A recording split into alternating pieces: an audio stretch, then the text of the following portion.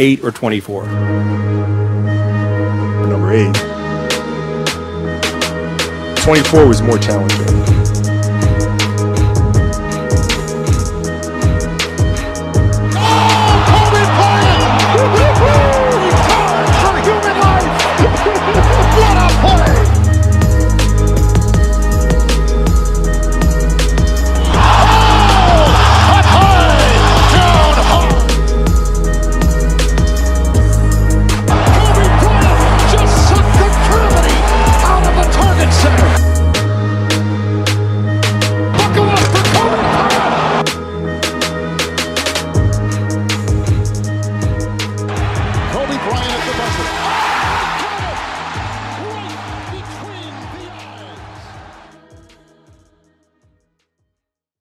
It's Monday, so that means 3 things. 1, I'm not EMCM. 2, it's a Mamba Monday. And 3, it's time for the 24 podcast. How you guys doing? I'm your host, the product of Poverty's Environment, the Chuck Paul. Episode 177, grand finale, song of the day. Grand finale off the Baily soundtrack that featured DMX, Ja Rule, Nas, and Method Man. You know, Tariq's lawyer. Hope you guys enjoyed your week. I hope you guys enjoyed your weekend. We got to get into this Power Book 2 Gold Season finale.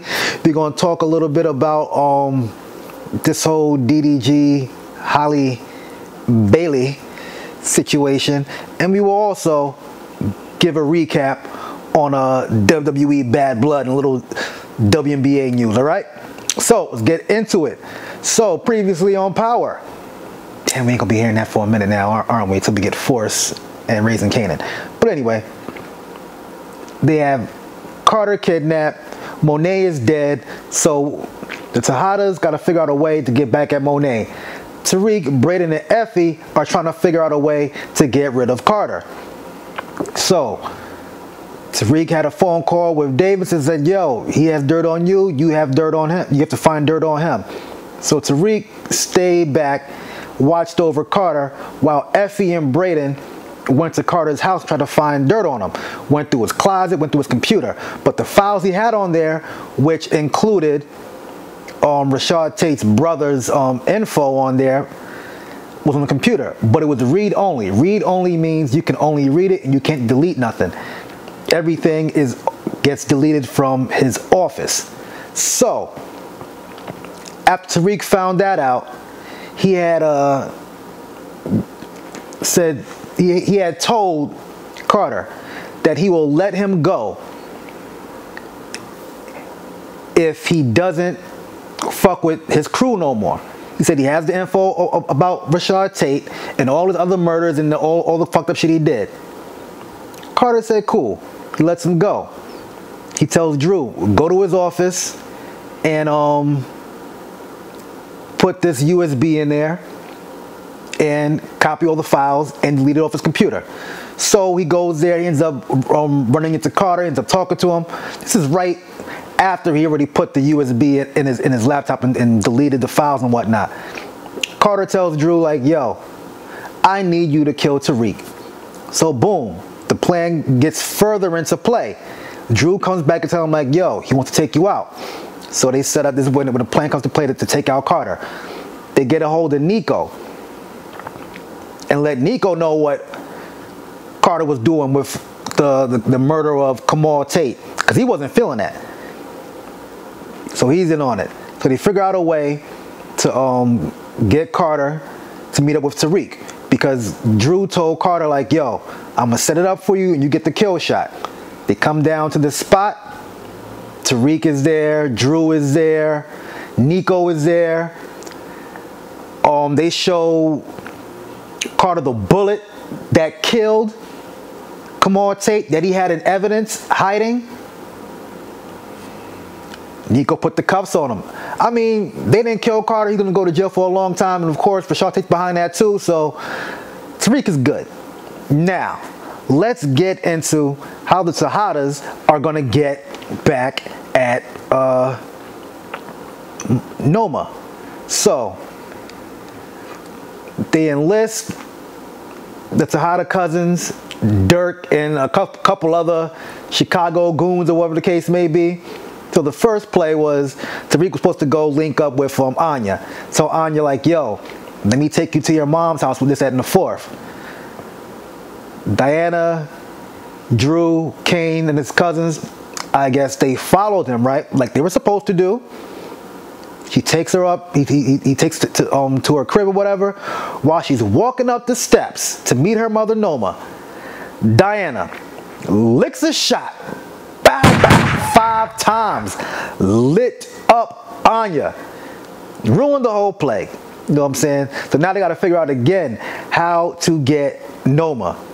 So they figured out when her plane was leaving and it was going to wait for her in the hangar. Diana, Drew, and Kane. But Noma turned Fed. Trying to get them arrested. So she had police waiting on their way there too. So this is what they did. Kane said, yo, I'ma hide, I'm gonna take the last shot. You guys just turn yourself in. So Drew and Diana, they walk over, they get arrested. Kane runs behind all types of cars and shit, pulls up behind Noma and says, yeah, you ain't give me that last dance. He said a sentence or two, bow. One piece to in the head. He ain't do that shit that Tariq was doing all that talking and shit. He gave her a quick eulogy and lullabied that bitch. After the shot went off, a couple of cops started shooting at Kane. He got hit probably like I think in his arm, whatever case may be, but he slid off. Now Kane's declared he's, I wouldn't say ghost, but you get what I mean. He's now on the run. Effie gave him some bread and he took off. Now, we're getting to the conclusion here. Tariq meets up with his mom, said, yo, I'm good now. Carter's gone, Noma's gone, Monet is gone. You can move out of here. I'm gonna take care of y'all. His mom was like, yo, you can't be in the game. How you gonna take care of your own family? He said, I just won't have no family while I'm in the game. You know what I'm saying? Long story short, short story long. Like I said, Kane is on the run. Drew goes off to Paris. Diana now that she caught her second body, you know what I'm saying? She let her, how could I put this? Her nuts hang, metaphorically. And now she wants all the smoke with everybody. She's like, yo, we can continue the family business. Drew's like, yo, I'm tired of this shit, man. Then they go back to Tariq. He's talking to Effie like, yo, you gonna run the course correct shit, this, that, and the fourth. Brayden, we can't be partners because you be fucking up and you be getting high, but you gonna handle the Fight Club and these parties. You know what I'm saying? Then Tariq links up with Noma's brother and he becomes his plug. And he still got Davis in the pocket. And now he has Nico, the dirty cop, working with him. Ain't that some shit? And after the credits, they pulled some Marvel shit. Tariq's on the phone like, yo, yeah, we still family. I got you. You tell them niggas we want to smoke and we come there and light that shit up. And walked off. And then I think it says something like power never dies, blah, blah, blah, blah. But yeah, man, end of an era. 4 seasons, 4 years, and it's gone. Like I said, man, it costs too much to pay motherfuckers like Method Man and Mary J, Lorenz Tate, even his brother. Took the card off his real name, light skin, light-eyed motherfucker. You know what I'm saying? And it's better to make spin-offs because you could take one main guy who's a $1 million salary guy, then pay everybody else in the 5 to 6 figures without hurting the show's budget. So there will be another spin-off. There was another one in the works, I believe. They said Power Origins that will focus on Tommy and Ghost. Because mind you, Kane is strictly Kane. Everybody's waiting for Tommy and Ghost to pop up in that shit. That ain't gonna happen. You know what I'm saying? At least not in the near future. You know? But we'll see who else gets a spin-off.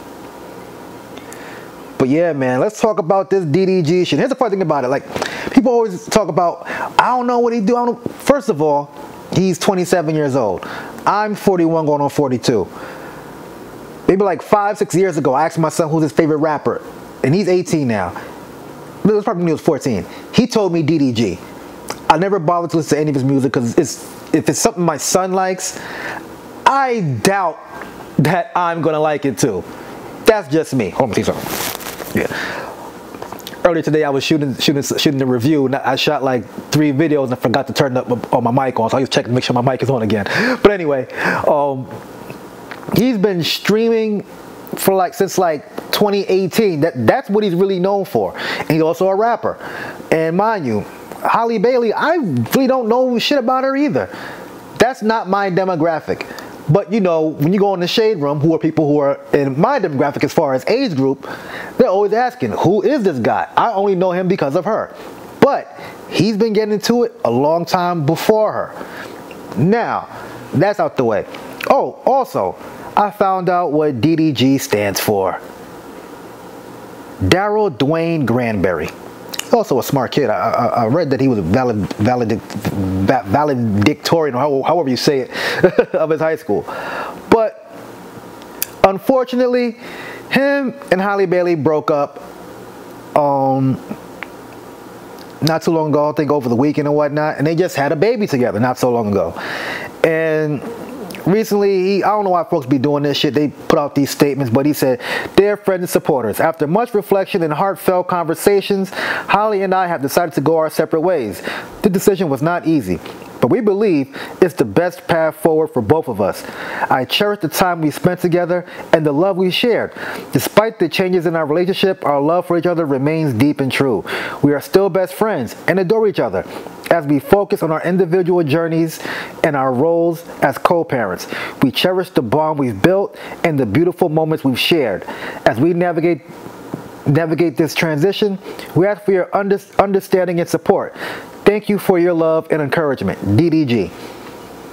And I commented on the shade room like, I hope you guys are happy, because a lot of you motherfuckers wanted them to fail anyway. I don't know why they broke up, but again, when these motherfuckers put their business online, hey, you leave it open for discussion. So, on the Joe Budden podcast, Joe had this to say, and of course, DDG did not like it. A question I've been asking myself for quite some time. Who the fuck is DDG? and why am I supposed to care about his thoughts on anything? I'm very happy that they have broken up, so I don't get to keep seeing this nigga's name attached to this girl's name when I don't know him for nothing as a standalone. And for me, it's important to know people based off their own name and merit and what they have done. I don't even know enough about her. Like, I'm not her demo. Right. I'm not her demo either. But every time I see his name, it's attached to hers, and it's typically in some type of clout chaser fashion. So that makes me look at him a different way, and hopefully I get to look at him a lot less now that they've broken. Well, she's extreme. You know the DDG, I know, that was Jake the Snake's finishing move. It's the DDT, nigga. Whatever. I don't give a fuck what y'all talking about. And DDG, oh man, these young guys, man.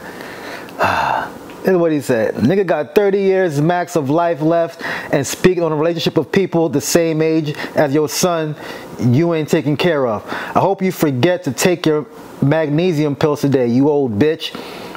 I don't be tripping about the girls saying shit, because I'm used to it. It's all love. But you niggas with platforms gonna get a response for sure. Pump it up when go after 20 years, you old bitch. I'm on you. First of all, why is being old always the first thing they come at? That was my main point of this whole thing. Not about the breakup, the calling people old shit. Because every one of your peers, they're dropping like panties, my nigga. You niggas are ODing. Y'all killing yourselves. Y'all not even getting shot no more. Y'all ODing. What kind of shit is that? Y'all a bunch of fucking druggies. Nothing's wrong with getting old. You better hope you live to be 40. Hell, you better hope you live to be 30. The way you niggas is dropping. I'm just saying. And again, I'm not hating on DDG or Halle Baily. I care less about their relationship. You know, it's whatever. You know, he's been YouTubing and making music for X amount of years. She's been singing for X amount of years. Good for them. Y'all baby, y'all relationship, y'all choice. I ain't mad. But why is it always someone calling someone old as an insult? Your parents are old too, nigga. Like, what the fuck? Oh man, these kids these days, man, these kids. Moving right along. Oh man, you guys know I'm wrestling all day. You know what I'm saying? And WWE Bad Blood was this Saturday. Oh, these niggas did not motherfucking disappoint. They doing like 5 matches every PLE, premium live event. Now, so the matches are long, like 20, 30 minutes.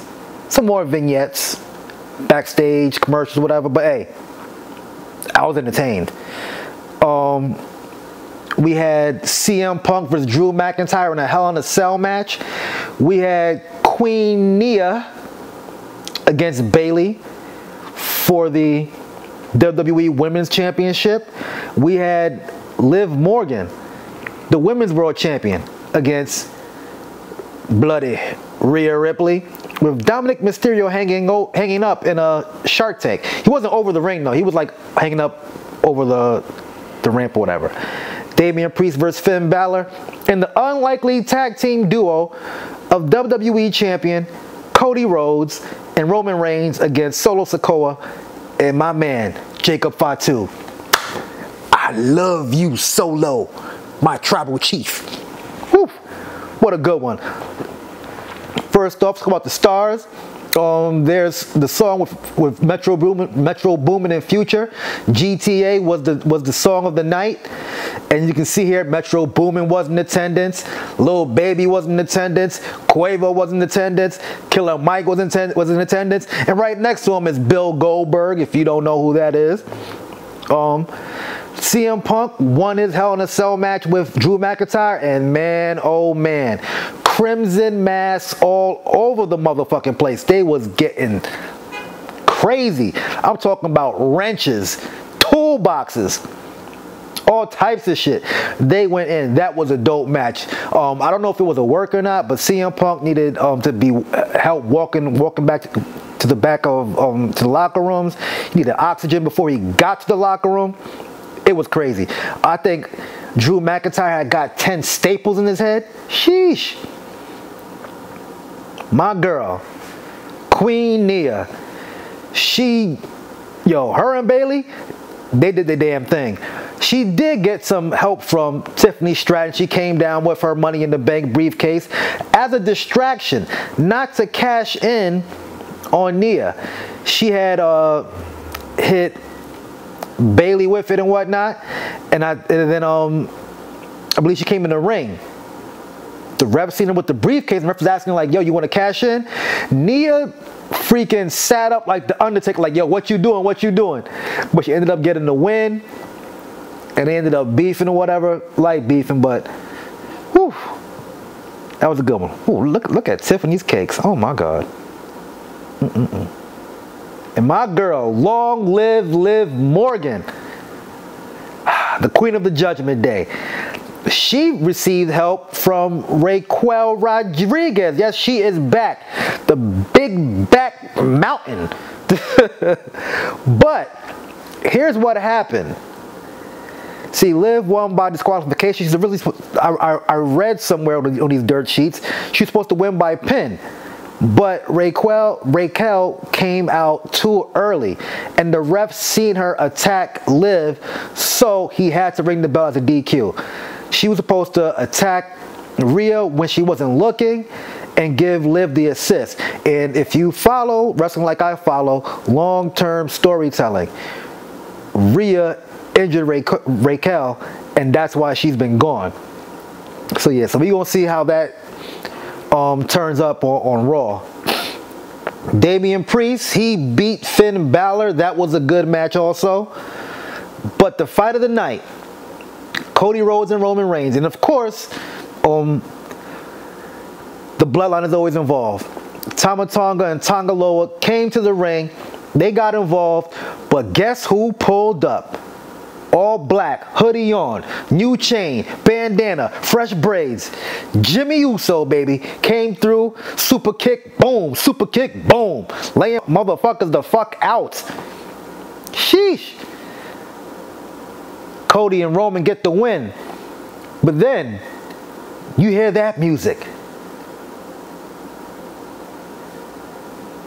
Do you smell what The Rock is cooking?